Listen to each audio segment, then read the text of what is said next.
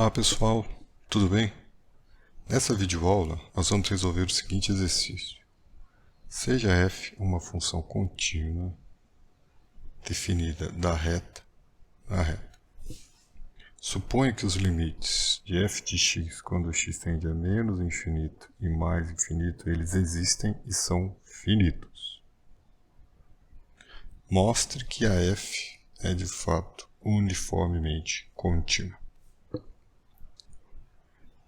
Bom, eu sugiro que vocês tentem fazer o exercício antes, pausem o vídeo, tentem fazer o exercício, porque em seguida a gente vai apresentar uma solução. Beleza? Vamos lá. Então, antes de apresentar a nossa solução, eu vou só lembrar o que é uma função ser uniformemente contínua. Tá? Nesse caso aqui eu estou pegando uma função f de R em R mesmo, porque é o caso do nosso exercício. Tá? Uma função de R em R vai ser uniformemente contínua, se dado o epsilon maior do que zero, existe um delta maior do que zero, que vai depender desse epsilon dado, tal que o módulo de f de x menos f de y vai ser menor do que epsilon, sempre que o módulo de x menos y for menor do que delta. Certo?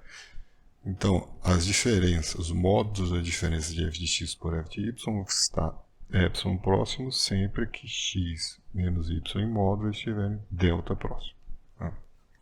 Tem essa uniformidade aí. Bom, para resolver esse exercício, a gente vai usar a seguinte estratégia. A gente vai usar a existência de dois números a e b em R, que são os limites de f quando x tende a mais infinito e menos infinito. Quando x tende a menos infinito, a gente vai supor que f de x vai tender a A, e quando x tende a mais infinito, a gente vai supor que f de x vai tender a B. A gente vai usar a existência desses dois limites para controlar a f fora de um intervalo fechado e limitado da reta, ou seja, de um compacto. A gente controla a f fora desse intervalo fechado e limitado, e nesse intervalo limitado a gente usa aqui funções contínuas definidas em compactos, em particular em intervalos fechados e limitados, elas são uniformemente contínuas. Tá? Combinando essas duas propriedades aqui, estudando os possíveis casos de x e y variando em R, a gente consegue mostrar que a função f vai ser uniformemente contínua. A gente vai mostrar aqui, dado um epsilon positivo, vai existir um delta também positivo, tal que se o módulo de x menos y for menor do que delta, então o módulo de f de x menos f de y vai ser menor do que epsilon. É isso que a gente vai fazer no exercício. Tá? Então vamos lá.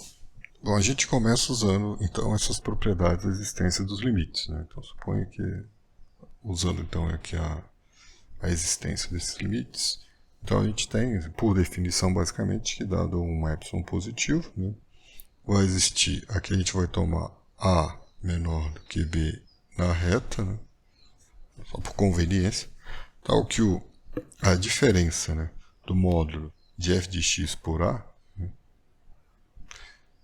vai ser menor do que epsilon sobre 4, sempre que o x for menor ou igual a A. Tá? Isso aqui essa aqui sai da definição de limite da função f de x quando x tende a menos infinito. Tá bom?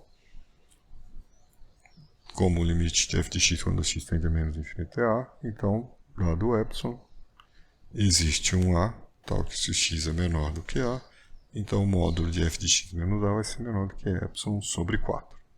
Analogamente, a gente usa a existência do limite quando x tende a mais infinito, e tomamos aí um B maior do que A, tal que o módulo do f de x menos B vai ser menor do que epsilon sobre 4, também aqui, sempre que o x for maior ou igual a B. Tá certo? Então agora, usando essa propriedade, a gente consegue controlar agora a diferença de f de x por f de y.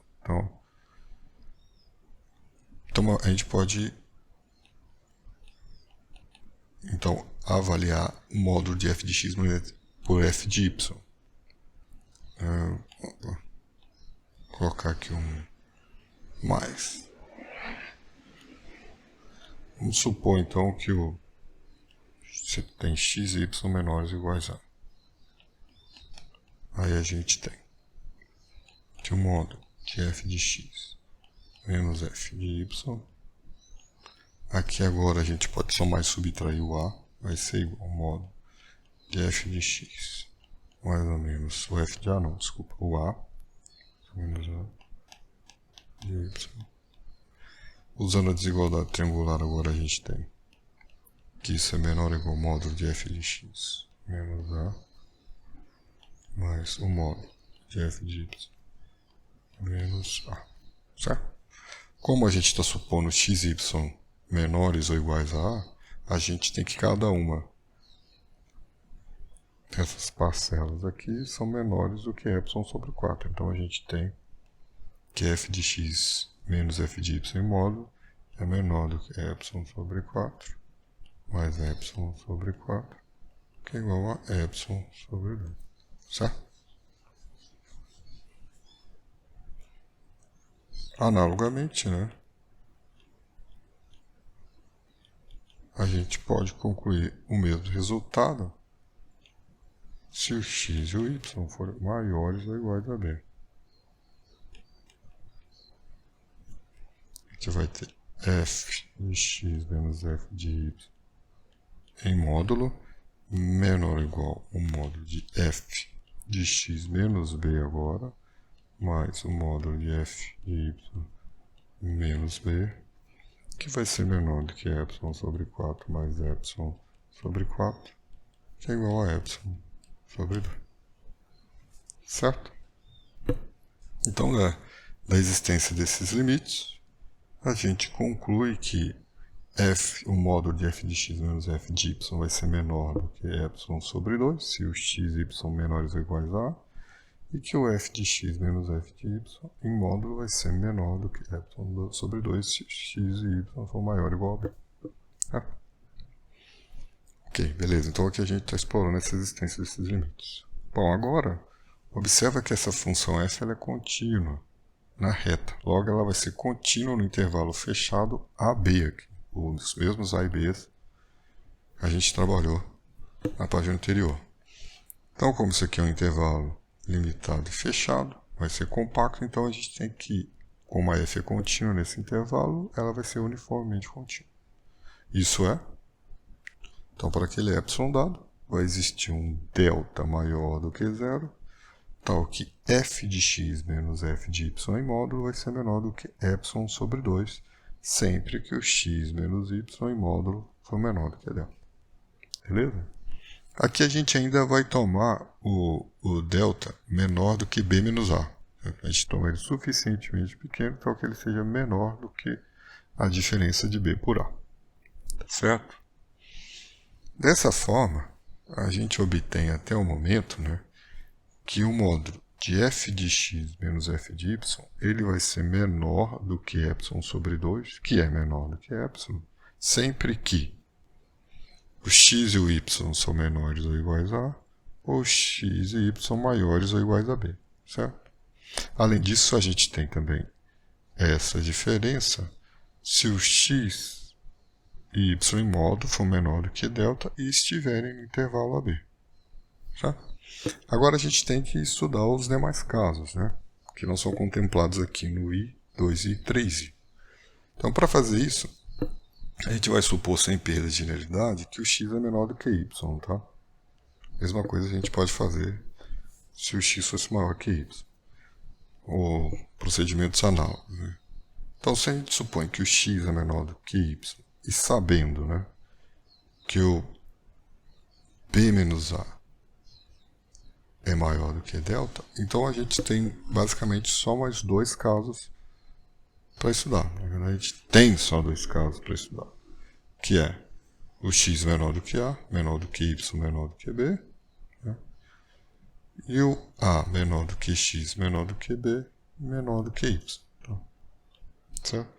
O fato da gente tomar b menos a maior do que delta, né, exclui o caso que faltaria aqui, né, supondo x menor do que y, o caso x menor do que a, menor do que b, menor do que y. Tá certo? Então, a gente já tem módulo de f de x menos f de y menor do que epsilon nesses três casos, basta verificar que o mesmo ocorre para esses dois casos. Então, o que a gente vai fazer agora na próxima página. Então, vamos supor aqui, né, vamos ver o caso, né, x menor do que a, menor do que y, menor do que b. Lembrando aqui, né, que a gente está sempre trabalhando com x menos y menor do que delta. Como o x é menor do que y, a gente tem y menos x menor do que delta. Certo? Bom, então vamos avaliar aqui então, a diferença f de x menos f de y. A gente quer mostrar que o módulo dessa diferença é menor do que epsilon. Observa que aqui a gente pode somar e subtrair, por exemplo, f de a, que a gente vai estimar então essa diferença de f de x menos o f de a mais f de a menos f de y. Usando a desigualdade triangular aqui, a gente obtém que o módulo de f de x menos f de y vai ser menor ou igual a o módulo de f de x menos f de a mais f, o módulo de f de y menos f de a. Agora, observe o seguinte. Nesse termo aqui, ó, como o x e o a são menores ou iguais a a, então, aqui a gente obtém que essa soma vai ser menor do que epsilon sobre 4. Mais esse termo. Mas esse termo aqui, a gente tem que o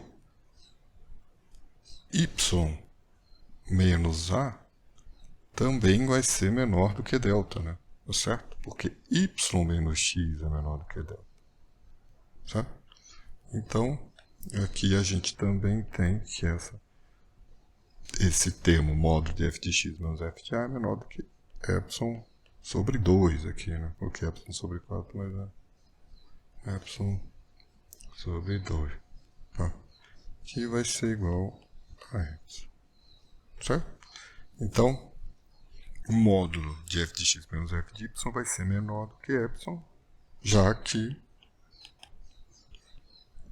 aqui o caso, o x e o a são menores ou iguais a, e o y menos a, que é menor do que o y menos x, é menor do que delta. Tá? Aqui a gente está usando essa propriedade. Na verdade, é que a gente pode estar usando o caso I e o caso 3i. Né? Bom, agora vamos fazer o quinto e último caso. Né? O a menor do que x, menor do que b, menor do que y. Então vamos estimar agora o módulo de f de x menos f de y. Nesse caso aqui, agora eu vou somar e subtrair o f de b, porque o b que está entre x e y. Né? Mais ou menos o f de b aqui. Usando a desigualdade triangular de novo, isso vai dar igual ao módulo de f de x menos f de b. Mais o módulo de f de y menos o f de b, certo? E aqui agora a gente tem x e b menor ou igual a b. Não, a gente, melhor, aqui não, aqui a gente tem o x. O b menos x é menor do que o b menos x. É menor do que y menos b. Y menos x, desculpa, que é menor do que delta. Então, esse termo aqui, esse primeiro termo vai ser menor do que epsilon sobre 2. Mais, aqui agora no módulo de f de x menos f de b, a gente tem y e b maiores ou iguais a b. A gente tem um outro epsilon sobre 2, que é igual a epsilon. Que, bom, da onde a gente conclui, né, o nosso resultado. Certo? Então é análogo, basicamente, né, ao caso 4i.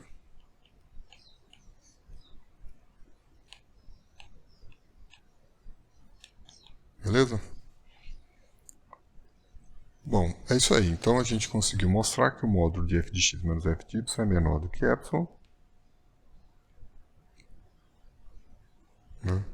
Sempre que o x menos y em módulo for menor do que delta. Tá certo? Bom, é isso aí, gente. Espero que eu tenha ajudado. Um abraço.